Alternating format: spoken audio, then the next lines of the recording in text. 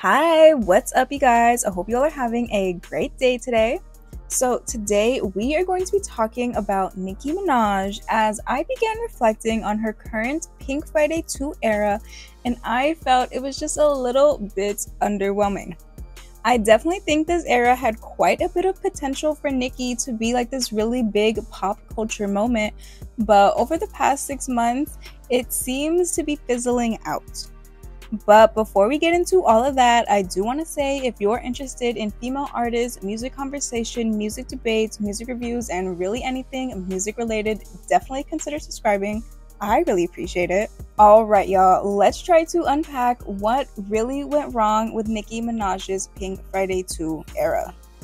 So I did feel pretty confident going into the Pink Friday 2 album experience as Nicki kicked the era off pretty strong back in 2022. After a decent single and features run throughout the early 2020s, Nicki teased a long-awaited snippet to some new music featuring her song Super Freaky Girl, which definitely got many people excited. She dropped the song a month later and it went on to be one of her most successful songs to date. 2023 started off pretty promising as well for this era, as a few months into the year, she gave us Red Ruby Da Sleaze, which is an absolute bop and a half. She continued to keep the momentum going for this era by popping out for events. She promised us a tour. She was hopping on various features throughout the year, including her addition to the Barbie soundtrack with the song Barbie World alongside Ice Spice. She also dropped another single, Last Time I Saw You, and she gave us a few performances, most notably her performance at the 2023 VMAs, which was highly regarded for its high energy and the promising snippet she shared of Big Difference. I don't know about y'all, but I was definitely getting excited for this album to come. Like, she was really feeding us for a minute there. Like, Nicki was doing quite a bit in preparation for this album to drop later in the year. Yet, it feels around the fall of 2023, Nicki and the Pink Friday 2 era as a whole began losing momentum.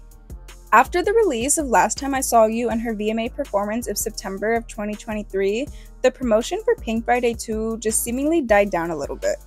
The album was pushed back a few times, but Nicki was trying to keep the momentum going by sharing scrap songs with fans, which she eventually put onto the album. Yet, nothing was as attention-grabbing as Super Freaky Girl and Red Ruby Da Sleaze. Pink Friday 2 eventually went on to be released in December of 2023, and truth be told, you guys, I do enjoy the album.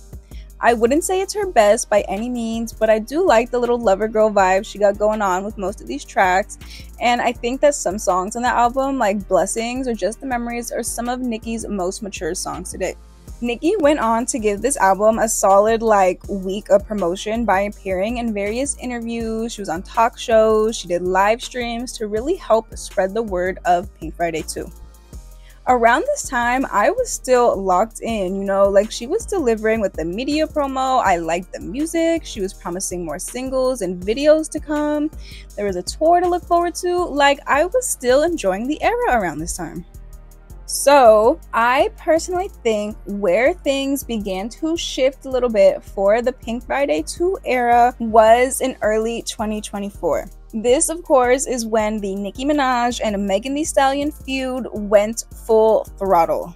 I honestly don't want to dwell on this for too long, just for the fact that we all remember what went down, but I do think that the overall negative public reaction that Nicki received for her Bigfoot diss kind of halted the Pink Friday 2 era in a way. After the release of the diss song, and as much as I hate to say it, Nicki made herself the laughingstock of the internet, it seems like the media promotion for this album came to a standstill until the tour eventually kicked off in March. The tour itself, honestly, is one of the best things that has come from this entire era. Say what you want about Nicki, but it's undeniable that she can kill a stage. Of course, when she wants to. I actually had the pleasure of attending one of the shows, and I genuinely thought it was a fun experience. Nicki had high energy, the production of the show was high quality, I enjoyed the guests she brought out. Overall, I just thought it was a great performance. From March until now, as of making this in July 2024, aside from the one remix that Nicki added slim to nothing on, the Pink Friday 2 tour is really the only thing that Nicki has focused on. And I don't think it's far-fetched to say that the tour itself is the most memorable aspect of this entire era, which in and of itself is not a bad thing.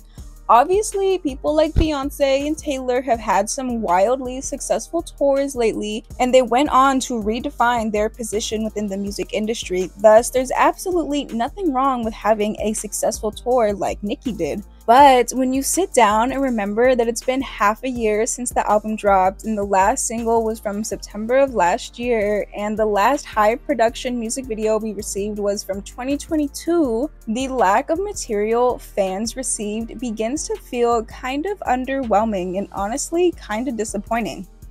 Essentially, it feels like if you didn't attend the tour, you didn't get much of the Gag City experience that Nicki was selling during the beginning of the rollout. I don't think you need a music video to make the music good, but as a fan, those are the things you look for. You know, you want to see the artist's interpretation of their own song. You want to be able to visualize how the song makes you feel. It just feels part of the overall experience of the music.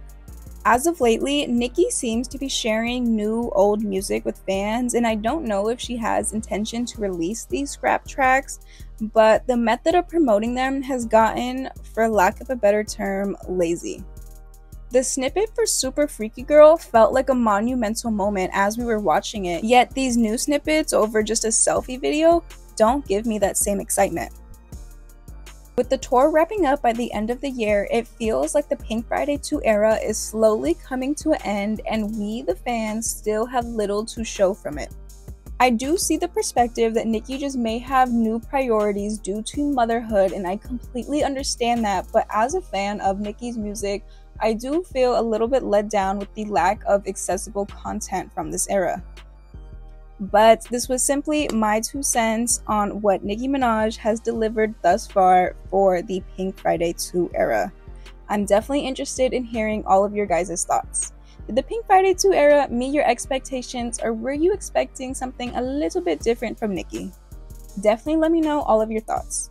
Anyways, thank you guys so much for tuning in and making it this far, and hopefully I see all of you guys in the next one. Peace!